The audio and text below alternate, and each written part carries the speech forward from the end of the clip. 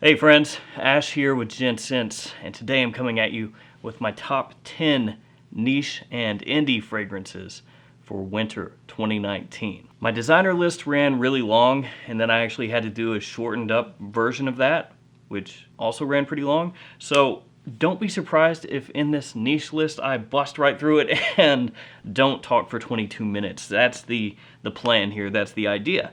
So with that in mind, let's just jump right into this.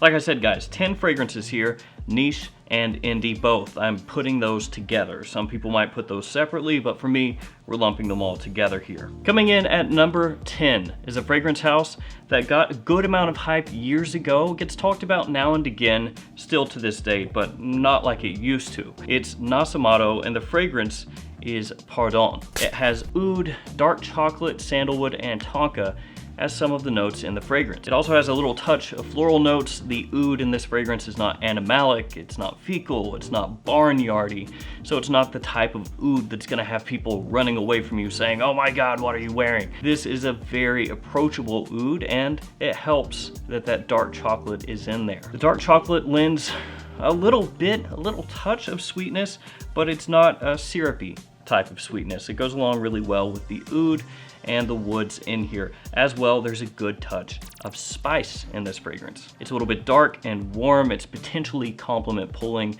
It also gets compared sometimes to L'Instant de Guerlain Extreme. So Lidge, as it's also known. It has fantastic performance, which is something that you would really hope for, considering when you buy this, you're only getting 30 milliliters. It is an extrait de parfum concentration. You can see that my bottle is running very low. And that's my number 10 niche fragrance for winter this year, Nos Amour Pardon. Number 9 is a fragrance that I have reviewed in the past, and this house is one that really has impressed me. Almost everything I've smelled by them has just been fantastic, so it's a house that I really hope to sample more of and maybe get some more bottles of this coming year. It's Fort and Manley, and the fragrance is Amber Absolutely. It has amber plum and benzoin as some of the main notes, along with blackcurrant, labdanum, and woods. Now you would think with this name, Amber Absolutely, that it's probably gonna smell pretty similar to Tom Ford Amber Absolute. You might even think that this is a take on Amber Absolute, but it isn't. This is a fruity, rich, sweet, deep amber fragrance, and it smells just fantastic. Really high quality stuff. It's resinous, it's classy, it's got a light woody base with cedar and vetiver, and I love the presentation of these bottles with that metallic plaque that sits prominently right there on the front.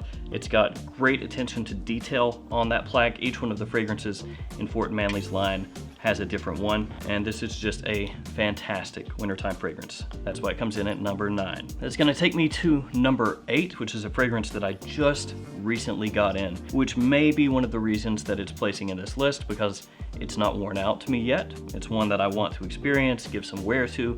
That's why it makes the list. It's at number 8, Penhaligon's Roaring Radcliffe from their Portraits collection. This has honey, tobacco, and beeswax in the notes, as well as rum and cinnamon. There's also tarragon and bergamot in the opening, which gives it kind of an interesting, sweet, almost tea-like feeling to it. It's very unique there in the opening. That quickly segs into the mid, which is where you're gonna start getting this sweet tobacco with some boozy nuances from the rum. As well, you've got cinnamon and ginger in there, which is gonna give it a spicy feeling to go along with that sweet tobacco. It gets compared sometimes to Tom Ford Tobacco Vanille, also gets compared to Serge Lutens Chergui. It's not the same as either one of those fragrances, though it definitely has some similarities to those two fragrances. It's not as loud, not as sweet as Tobacco Vanille. It's not quite as in your face. It's a little bit more refined, a little bit more reined in than Tobacco Vanille is. And some people are going to appreciate Tobacco Vanille much more than Roaring Radcliffe. Absolutely, I would say between the two, Tobacco Vanille is probably the easier one to pull off. Roaring Radcliffe, slightly more complex. That being said, both of those fragrances are fantastic in my opinion. Tobacco Vanille is a classic. Roaring Radcliffe, from what I've gathered from the wearings I've given it, a fantastic fragrance as well. That's gonna take me to number 7. This is another one that I've gotten in recently from a house that I love. Not everybody loves this house. Some people think it's overrated, but me personally, I really dig it. It is Memo Winter Palace. This has mate, vanilla, tolu balsam, red tea, and orange as some of the notes. This is not really an out and out wintertime fragrance, not like some of these other ones on this list. It does have some facets of wintertime scents, but it's also one that you could wear pretty easily in fall or spring as well. It's got a spicy sweet orange in the opening. Sometimes it almost comes across like a creamsicle kind of orange. Not the exact same as Mugler Ultra Zest. Oftentimes people will say that's a creamsicle, but if you give this a smell, you'll know what I'm talking about, the way the orange comes across here. It also has a dry, warm tea note and some deeper, darker notes as well, like benzoin and styrax as the fragrance dries down. And ultimately, those notes end up giving this fragrance a little bit of a resinous, semi-smoky feel the longer that it stays on your skin. As I said, Memo is a fragrance house that I love, and this is one I'm excited to give some wear this winter season. Plus, the name is Winter Palace, so it's gonna take me to number 6. I put 2 fragrances tied at number 6 because they're both from the same house, a house that I mention fairly often, one of my favorite indie houses. It is Imaginary Authors, Memoirs of a Trespasser, and Cape Heartache. The notes of these fragrances are on the back of the bottles. Memoirs of a Trespasser has Madagascar vanilla, gaiac wood, myrrh, bergamot, benzoin resin, ambrette seeds, and oak barrels. Cape Heartache has Douglas fir, pine resin, western hemlock, vanilla leaf, strawberry, old growth, and mountain fog. I have talked about these numerous times, so I'll keep this very short. Cape Heartache is a very foresty kind of scent. It smells a lot like an old forest with your coniferous trees all around you. It's got a little bit of sweetness from strawberry, which is going to set this apart from a lot of fragrances that do go down that route, the very woody green route. And then you have the old growth mountain fog notes in here that give it a little bit of a very slightly darker feel. Then you have Memoirs of a Trespasser. This is a fantastic vanilla fragrance, one of the best vanilla fragrances that I own. It also has a little bit of a smoky feel in there as well. These two are fantastic. I love them to death. I wear them as often as I can. I feature them all the time, and they are both together for this winter. That takes me to number 5, which is a fragrance from Gallagher Fragrances. This is one I reviewed earlier this year, and I just mentioned how much I love vanilla, and this is also a vanilla fragrance. It's wicked good. And also, like Imaginary Authors, you've got the notes right there on the bottle for you. Keeps it really easy.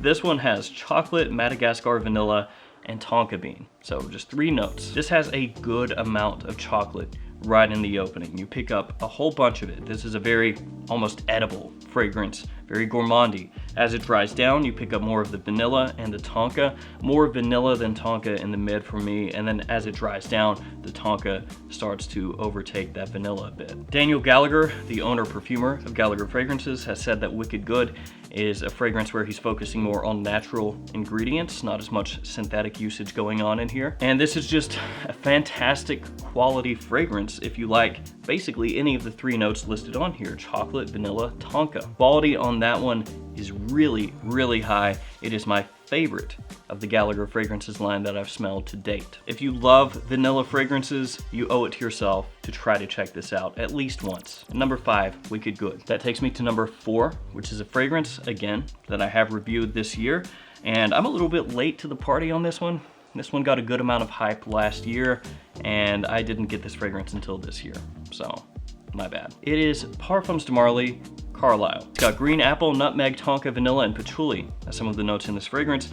Right now, it seems like the cooler fragrance to be wearing is Cologne by Parfums de Marly, but if you saw the review, I don't really like that fragrance very much, and I would much rather wear Carlisle. One thing with Carlisle, the notes on Fragrantica are incorrect for this fragrance. They are just totally wrong. So if you go to Fragrantica, look up the notes list, you might think this smells a certain way based off of the notes they have listed there. But like I said, they're wrong.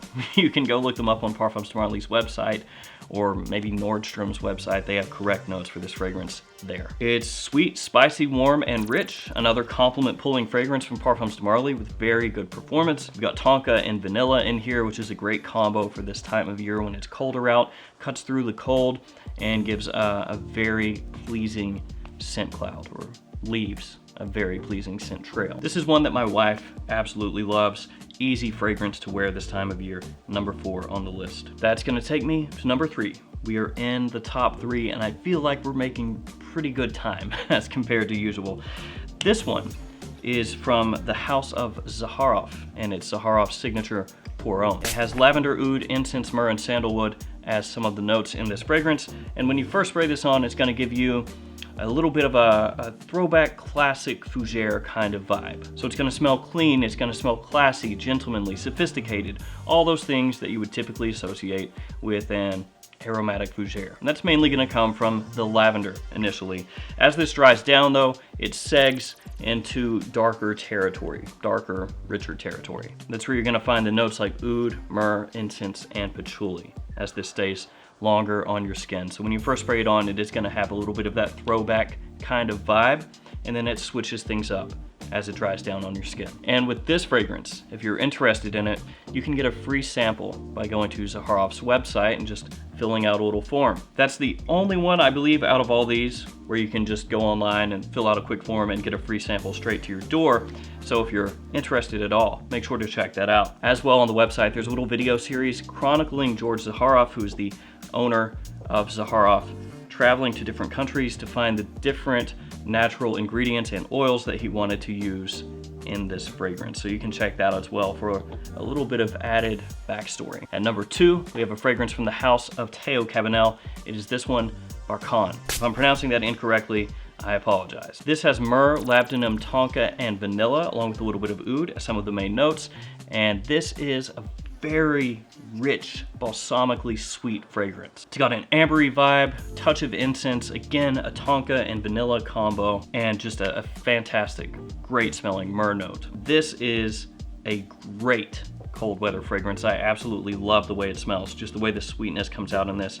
It's not too sugary sweet, it's got some nice depth, some nice richness, and I really appreciate that. And this is a fragrance a little bit like Pardon that has oud, but the oud is not overwhelming. Actually, in this fragrance, I think the oud is even less noticeable than it is in Pardon, but you can pick it up just a little bit in there. Adds a nice little touch of depth. And that's gonna take me to the number 1 fragrance for winter niche 2019. It is this one, Raja Parfum's Creation E Parfum Cologne. In case you're unaware, Creation E is the exact same as Enigma. It is the exact same fragrance. It's just in North America, it's called Creation E. Cognac, tobacco, vanilla, benzoin, and a bit of citrus are some of the main notes in this fragrance. And this is a scent that I love to smell. It has a bit of a cola vibe. Basically, anybody that smelled this will tell you that, like an effervescent sweet cola. That may not sound like it smells great, but trust me, it does. With this one, they freshened up the composition a little bit because this is the Parfum Cologne, so there's additional citrus here that you won't find in the original Creation E / Enigma Pour Homme. As it dries down, it features a medley of spices along with that cognac and tobacco mix. It smells great off my skin. I love smelling it just for myself. Even if everybody else around me hated it, I would still wear this just because I love the fragrance that much. But thankfully, people do really dig this. And out of the entire Parfum Cologne collection, this is my favorite, and that includes Elysium. So of the 5 fragrances currently in that collection, this one is the one that I would choose if I could choose only one. It's a top-notch fragrance, easily worn, very versatile, unique, good performance, and I just love the way it smells. So at number 1, Creation E Parfum Cologne. All right guys, that's gonna do it for my top 10 niche list for 2019 winter edition. I think that with all of these fragrances, you can't really go wrong. They all smell great in their own ways, and they're gonna cut right through the cold for the most part. All right guys, let me know in the comments below what niche and indie fragrances you're wearing this winter. As always, thanks for hanging out with me. Thanks so much for all your support, and I'll see you guys again tomorrow with another fragrance video. See you guys.